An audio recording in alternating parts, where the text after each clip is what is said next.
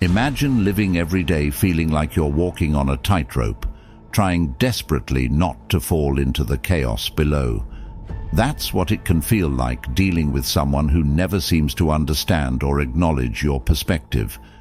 It's exhausting, isn't it?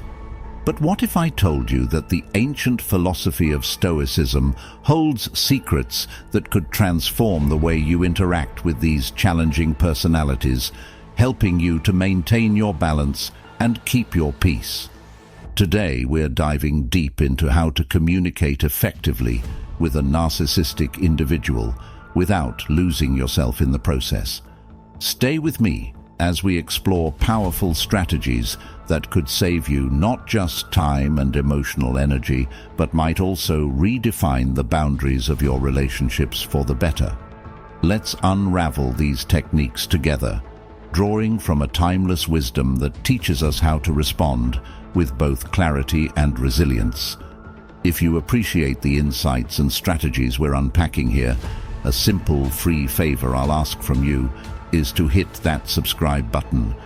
And don't skip any part of this video, because if you're here watching this, you're not like everyone else. You're an exception, seeking to master not just the situation, but yourself as well. Number 1. Do not call them a narcissist. It can be incredibly tempting to label someone as a narcissist when you see behaviors that match the criteria. Perhaps they seem overly self-centered or lack empathy. You might think that pointing this out will serve as a wake-up call, sparking a realization or a desire to change. However, let's draw upon the wisdom of the Stoics here. Marcus Aurelius once remarked, "It is not events that disturb people, it is their judgments concerning them." This is a vital reminder that our labels and judgments, such as calling someone a narcissist, often shape our experiences more than the behaviors themselves. When you label someone, it does not facilitate their self-awareness or adjust their behavior. Rather, it's likely to elicit defense and aggression. Psychology supports this view. Carl Jung famously stated, "Everything that irritates us about others can lead us to an understanding of ourselves." This suggests that our reactions, including our desire to label, say more about our own triggers and boundaries than about helping the other person. Labeling someone as a narcissist can lead to a shutdown of dialogue.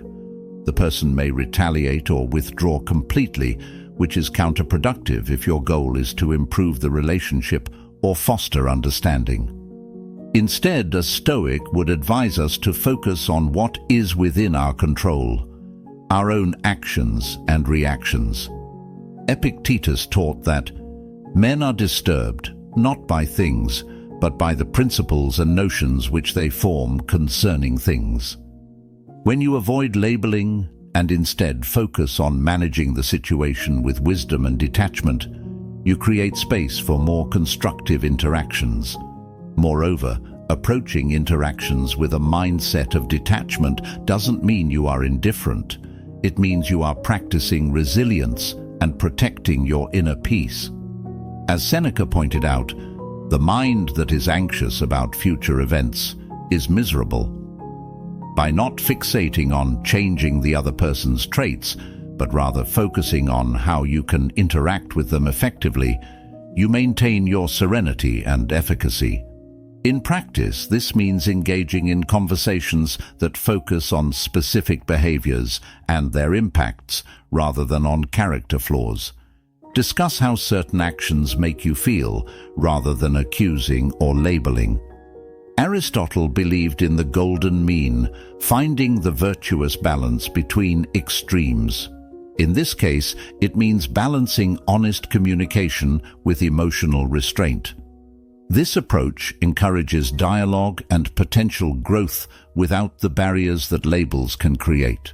In summary, remember that wisdom lies in choosing your words carefully and focusing on actions that build understanding rather than divisions.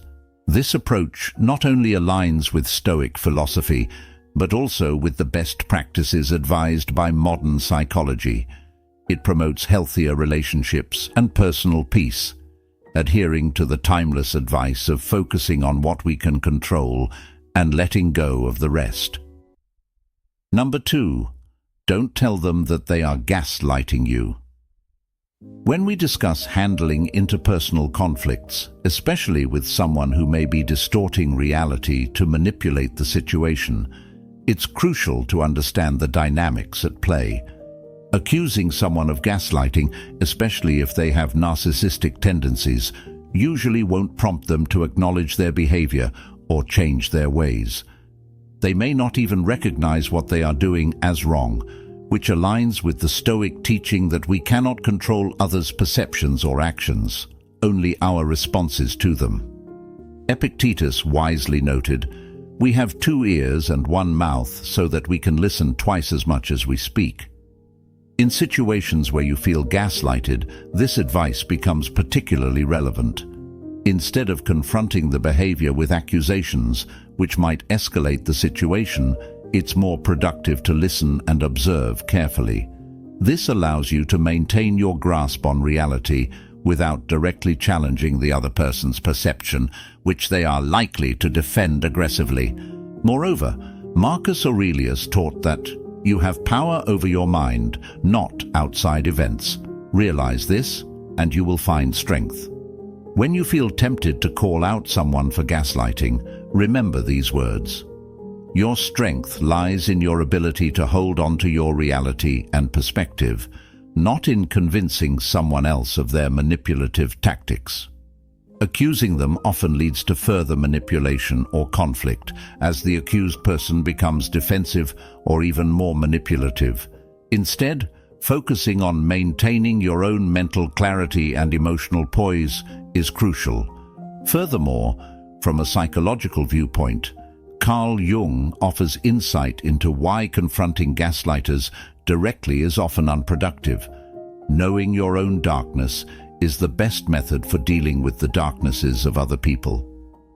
This suggests that understanding your reactions and emotional triggers can be more beneficial than trying to change or confront the manipulative behaviors of others.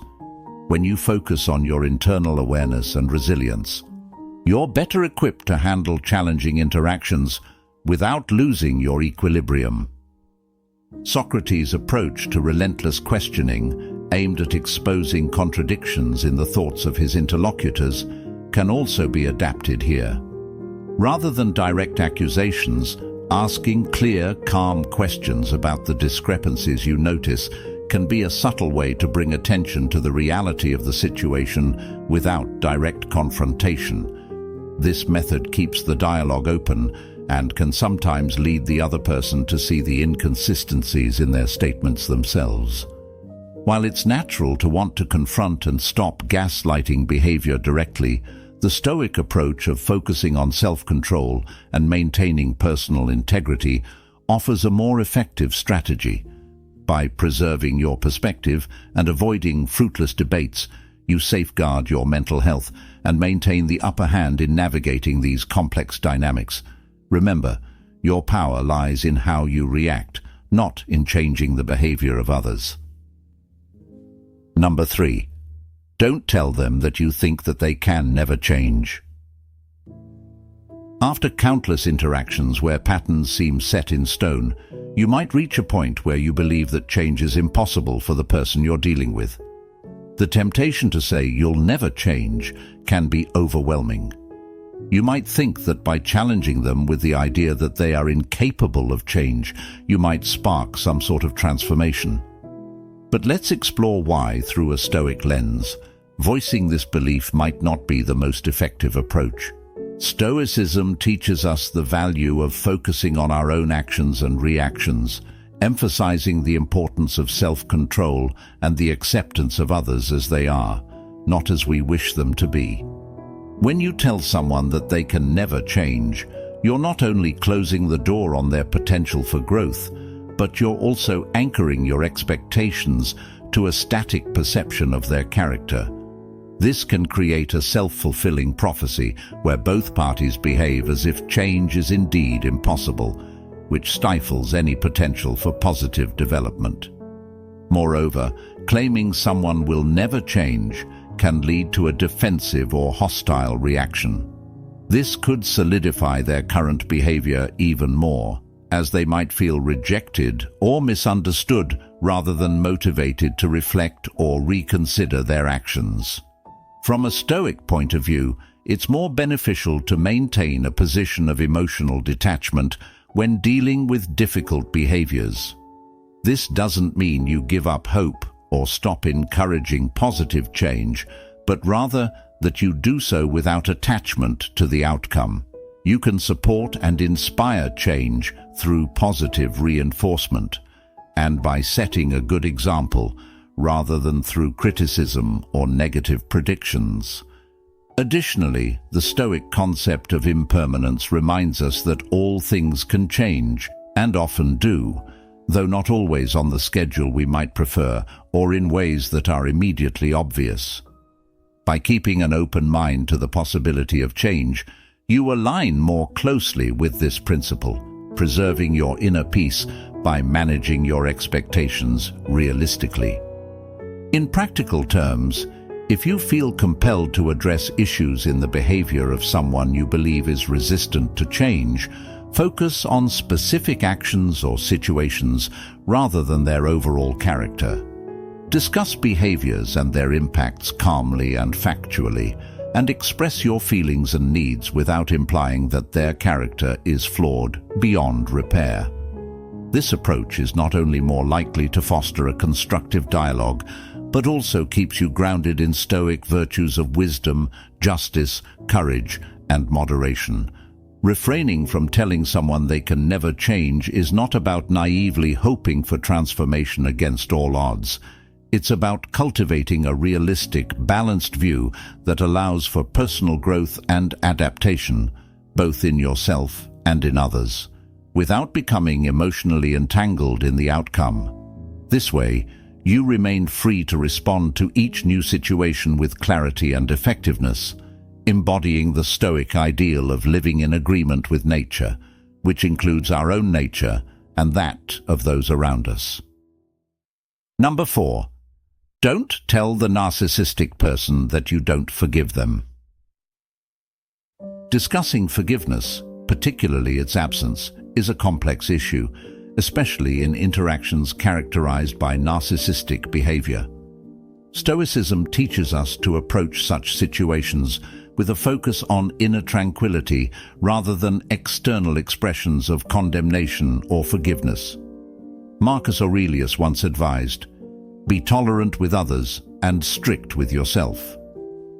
This implies that forgiveness, at its core, is not necessarily about the other person's actions, but about maintaining your own serenity and moral integrity. Telling someone that you don't forgive them usually serves to escalate tension rather than resolve it.